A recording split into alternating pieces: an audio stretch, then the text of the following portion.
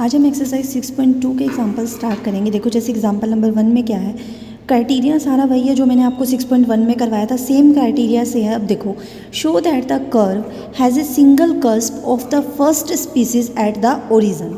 तो देखो आप इसको भूल जाओ, सिंगल कस्प बोला उसने, फर्स्ट स्पीसीज बोला, ओरिजिन बोला है, क्या इनका मतलब मैं आपको बाद में समझूँ। पहले इस कर्व को देखो, मैंने आपको बताया था फर्स्ट ट्रिक क्या होती है, ये देखना कि ओरिजिन से पास हो रहा है या नहीं हो रहा।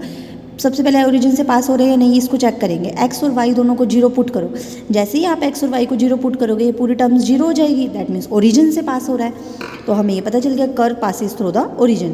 फिर मैंने बताया था ओरिजिन से पास होता है तो सेकंड स्टेप क्या होता है, टेंजेंट निकालना। टेंजेंट निकालने के लिए हम क्या करते हैं, जो भी लोएस्ट डिग्री की टर्म होती है उसको जीरो पुट करते हैं। अब देखो इस टर्म की डिग्री कितनी है 2, इस टर्म की डिग्री कितनी है 5। अगर इस टर्म की देखो, इसको सॉल्व करो, ये आ जाएगा 2a(x5 - x6), इसकी डिग्री तो 6 है, इसकी डिग्री कितनी है 5, इसकी 2। लोएस्ट डिग्री की टर्म कौन सी होगी, a4y²। तो a4y² को जीरो पुट करोगे तो y² कितना आ जाएगा 0। तो यहाँ से y की दो वैल्यू आएंगी 0 और 0।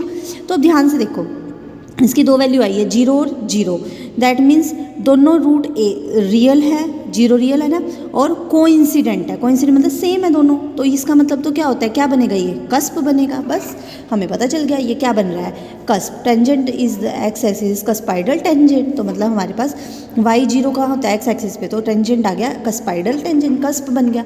उसके बाद हम क्या करते हैं, इक्वेशन सोल्व करके वैल्यू निकालते हैं। इक्वेशन क्या दे रखी है, ये दे रखी है ना, a4y² = x5 2a - x।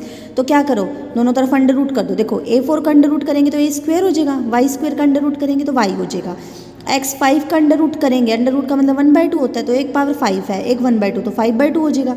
2a - x के ऊपर भी अंडर रूट आ जाएगा, और अंडर रूट के साथ प्लस माइनस का साइन भी। तो देखो अब हमें ना बस ये पता लगाना है इसमें। देखो हमें ये पता चल गया कस्प है, उसने कहा है फर्स्ट स्पीस एट द ओरिजिन है, ये भी पता चल गया।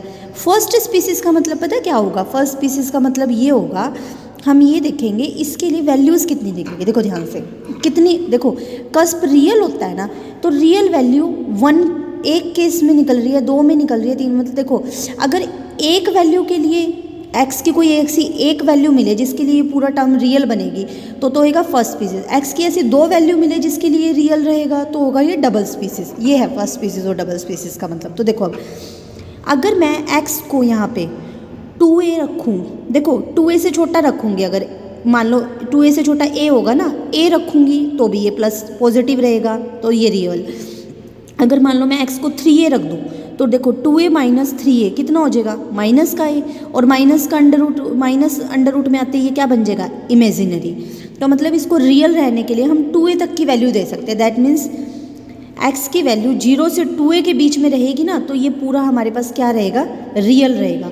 तो इसका मतलब ये फर्स्ट स्पीसीज का कस्प है कि एक वैल्यू लेने से ही ये हमारा रियल रहेगा। क्लियर है सबको। तो आपने बस इतना ही करना है, आपने लिखना है for this value y will be real, so this is single cusp of first species. देखो एक और एग्जांपल करती हूँ मैं इसके लिए, एग्जांपल नंबर 3 इसके जैसा ही है। पहले एग्जांपल 3 देखो, show that the curve has a single cusp of, देखो दोबारा वही, पहले आप इसको भूल जाओ, पहले आप कर्व को देखो ओरिजिन से पास हो रहा है या नहीं। x और y को 0 0 रखते ही ये 0 बन जाएगा, दैट मीन्स ये क्या है, ओरिजिन से पास हो रहा है। अब हम क्या निकालेंगे, सेकेंड टर्म टेंजेंट निकालना। टेंजेंट के लिए लोएस्ट डिग्री की टर्म लो। देखो यहाँ पे अगर हम इसकी मल्टीप्लाई करें तो x² × 2a, इसकी डिग्री तो कितनी हो गई 2।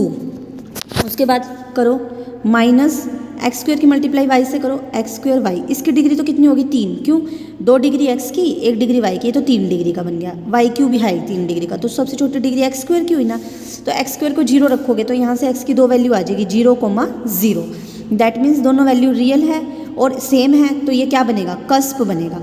x0 कहाँ होता है, y एक्सिस पे, दैट मीन्स y एक्सिस इसके लिए क्या बन जाएगा, कस्पाइडल टेंजेंट। तो अब देखो आगे क्या करते हैं हम लोग, उसके बाद हम क्या करते हैं, पॉइंट निकालने के बाद इक्वेशन सोल्व करते हैं। इस इक्वेशन को सोल्व करो। देखो x² 2a - y y³, पहले 2a - y को उधर ले जाओ, y³ अपॉन में चला जाएगा 2a - y x² के। अब दोनों तरफ रूट कर दो, y³ का रूट कर, देखो y³ को आप ऐसे y³ का जब आप रूट करोगे तो इसको y² × y लिख सकते हो। y² तो रूट से बाहर आ जाएगा और y के साथ रूट रह जाएगा, तो ऊपर तो y√y बन गया, y√y, नीचे 2a - y का रूट बन गया प्लस माइनस के साथ। तो अब यहाँ पे देखो ये आ गई वैल्यू। अब हमें तो ये से देखना है ना कि कितनी वैल्यू के लिए, देखो अगर मैं y को a रखूँ तो कोई प्रॉब्लम नहीं, तो ये प्लस रहेगा। जैसे ही आप इसको 2a रखोगे तो भी कोई प्रॉब्लम नहीं, 2a रखोगे तो 0 बन जाएगा, मतलब 2a से छोटा छोटा रखना है। 0 जैसे ही 2a रखोगे तो 2a माइनस 2a 0, तो ये तो समथिंग बाई 0 तो इन्फिनिटी हो जाएगा ना। दैट मीन्स 2a से छोटा छोटा रखना पड़ेगा आपको। तो दैट मीन्स इसकी वैल्यू आपको 2a से छोटी और y से बड़ी, क्योंकि देखो माइनस की अगर इसमें वैल्यू पुट करोगे तो ये इमेजिनरी नहीं बन जाएगा। मान लो आप यहाँ माइनस a पुट करते हो तो ये तो इमेजिनरी वैल्यू दे देगा, अंडर रूट में माइनस जाता है तो इमेजिनरी वैल्यू देता है ना। दैट मीन्स y की वैल्यू हमेशा पॉजिटिव और 2a के बीच में रहेगी। तो इसका मतलब a की वैल्यू रखने से ये रियल बन रहा है। तो ये कस्प कैसा हो गया, फर्स्ट स्पीसीज का। तो देखो आपको ना इतना सारा नहीं लिखना पेपर में ना, फर्स्ट एग्जाम्पल में सेकंड में, यहाँ तक करके आप लिखोगे for y greater 0 less 2a x will be real, so cusp is a cusp is of first species at the origin। बस इतना करना है आपने यहाँ तक, ये लिख के बस अपनी वर्डिंग में लिखना है, ये सारा नहीं लिखना। क्लियर है सभी स्टूडेंट्स को?